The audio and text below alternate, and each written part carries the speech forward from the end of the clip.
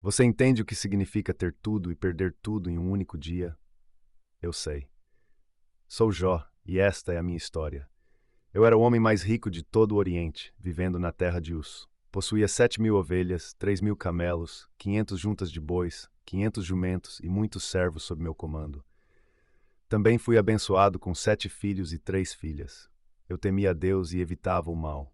Quando meus filhos faziam festas em suas casas e convidavam suas irmãs para comer e beber com eles, eu me certificava de que fossem purificados.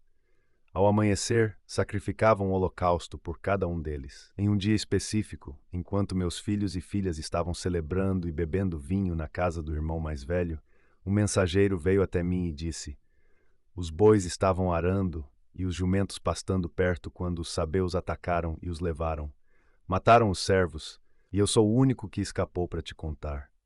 Enquanto ele ainda falava, outro mensageiro chegou e disse: O fogo de Deus caiu do céu e queimou as ovelhas e os servos, e eu sou o único que escapou para te contar.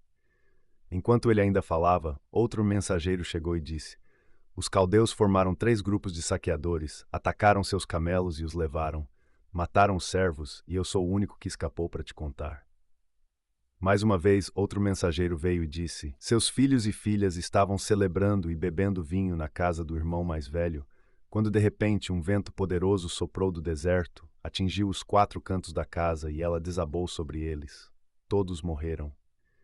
Eu estava destroçado e incrédulo. Rasguei minha túnica, rapei minha cabeça, caí ao chão gemendo e sofrendo, pois meu maior medo havia se tornado realidade. Tomei um pedaço de cerâmica quebrada e me raspei com ele enquanto estava sentado entre as cinzas. Minha própria esposa me disse: Você ainda mantém sua integridade? Amaldiçoe a Deus e morra. Essas foram as palavras que minha própria esposa me dirigiu. Eu repliquei: Você fala como uma mulher insensata. Aceitaríamos o bem de Deus e não aceitaríamos o mal. Em tudo isso, não culpei a Deus de fazer o mal. Não pequei com o que disse. Quando meus amigos Elifaz, Bildade e Zofar ouviram sobre todas as minhas tribulações, partiram de suas casas e se encontraram para me consolar e mostrar solidariedade. Os 3 eram mais velhos do que eu. Quando me viram à distância, mal puderam me reconhecer. Começaram a chorar aos gritos, rasgaram suas túnicas e jogaram pó sobre suas cabeças. Sentaram-se no chão comigo por 7 dias e 7 noites. Ninguém disse uma palavra, pois viram quanto eu estava sofrendo. Abri minha boca e amaldiçoei o dia do meu nascimento. Exclamei: Que pereça o dia em que nasci e a noite que disse: Um menino foi concebido. Que esse dia se torne escuridão, que Deus acima não se preocupe com ele, que nenhuma luz brilhe sobre ele. Comecei a questionar tudo. Por que a vida é dada aos que estão em miséria e aos amargurados, aqueles que anseiam pela morte que não vem, que a buscam mais do que um tesouro escondido, que se enchem de alegria e se regozijam quando alcançam a tumba? Porque a vida é dada a um homem cujo caminho está oculto, a quem Deus cercou. Meu alimento diário se tornou suspiros e gemidos como água. O que temia aconteceu. Não tive paz nem tranquilidade, não tive descanso, apenas turbulências. Meu espírito estava destroçado, meus dias foram encurtados, a tumba me esperava, os escarnecedores me rodearam, meus olhos tiveram que encontrar sua hostilidade. Orei: dê-me, ó Deus, a promessa que exiges. Quem mais me dará segurança? Meus olhos se tornaram embaçados pela tristeza. Todo o meu corpo era apenas uma sombra. Disse: Meus dias se passaram, meus planos foram desfeitos. Meus 3 amigos Elifaz, Bildade e Zofar tentaram me consolar. Eles acreditavam que eu estava sofrendo porque havia feito algo errado. Como resultado, me incentivaram repetidamente a admitir meu erro e me arrepender para que Deus me abençoasse novamente. Elifaz concluiu que minha dor devia-se a algum pecado que eu havia cometido e recomendou que buscasse o favor de Deus. Bildade e Zofar concordaram que eu devia ter cometido maldade para provocar a justiça de Deus e argumentaram que eu deveria tentar manifestar um comportamento mais inocente. Bildade supôs que meus próprios filhos trouxeram a morte sobre si mesmos. Zofar respondeu: Vão ficar sem resposta todas essas palavras? Vai ser justificado este charlatão? Suas palavras vazias calarão os demais. Ninguém o repreenderá quando se burla. Você diz a Deus: Minhas crenças são imaculadas e sou puro diante de seus olhos. Oh, como eu desejaria que Deus falasse, que abrisse seus lábios contra você e revelasse os segredos da sabedoria. Porque a verdadeira sabedoria tem 2 lados. Saiba disso. Deus até esqueceu alguns de seus pecados. Acaso ele não reconhece os enganadores e, quando vê o mal, não toma nota? Mas se você dedicar seu coração a ele e estender suas mãos para ele, se apartar o pecado que está em suas mãos e não permitir que a maldade habite em sua tenda, então livre de culpa você levantará seu rosto. Você estará firme e sem medo. Certamente você esquecerá sua aflição, lembrando-se dela apenas como águas passadas. Eles assumiram que meus problemas eram um sinal certo do julgamento de Deus, mas eu temia a Deus e evitava o mal. Em certo ponto me cansei deles. Eu lhes disse: sem dúvida, vocês são as únicas pessoas que importam, e a sabedoria morrerá com vocês. Mas eu também tenho uma mente, não sou inferior a vocês. Quem não sabe todas essas coisas? Me tornei motivo de zombaria para meus amigos, embora eu tenha clamado a Deus e ele tenha respondido. O mero motivo de zombaria, embora eu fosse justo e íntegro. Mas desejo falar com o Todo-Poderoso e argumentar meu caso com Deus. No entanto, vocês me caluniam com mentiras. São médicos inúteis, todos vocês.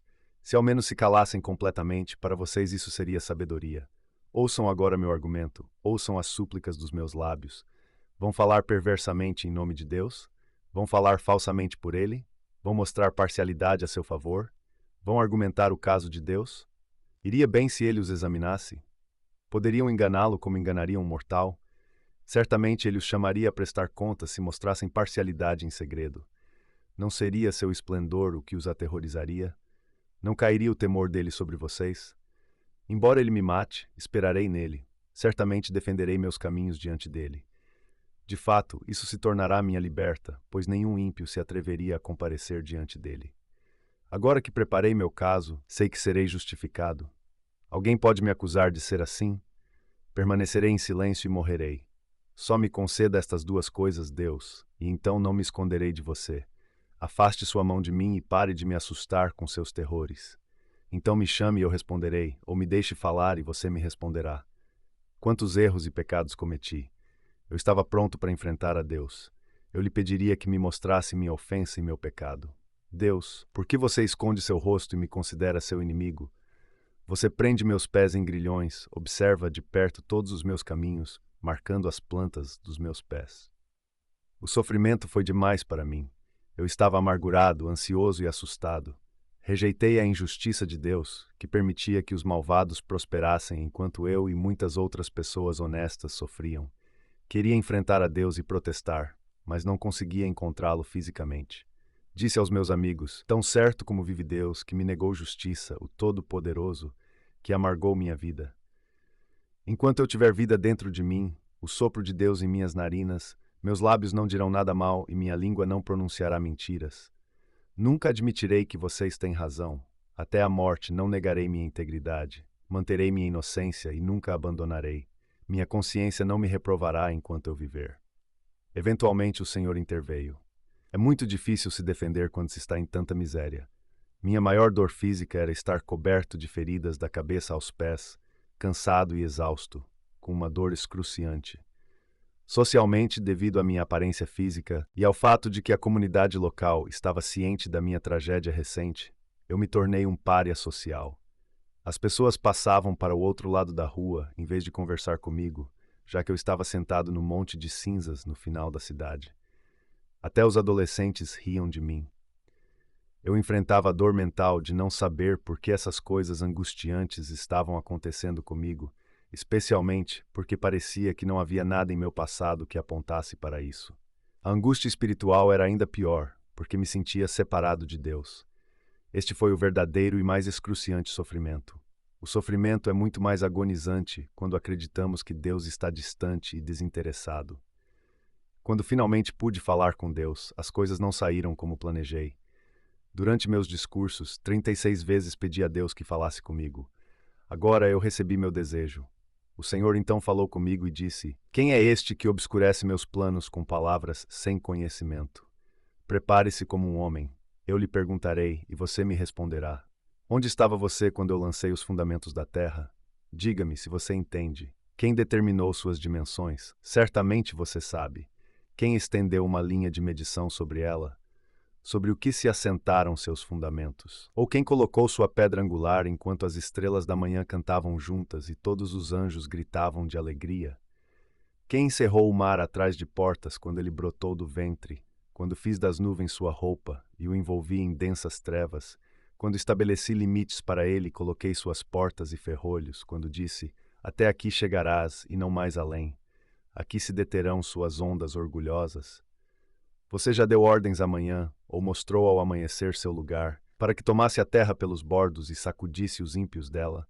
A terra toma forma como o barro sob um selo. Suas características ressaltam como as de uma vestimenta. O Senhor continuou: o que contende com o Todo-Poderoso corrigirá. Deixe que quem acusa a Deus responda a ele. Eu respondi ao Senhor: sou indigno. Como posso responder-lhe? Coloquei minha mão sobre minha boca. Falei uma vez, mas não tenho resposta. 2 vezes, mas não direi mais.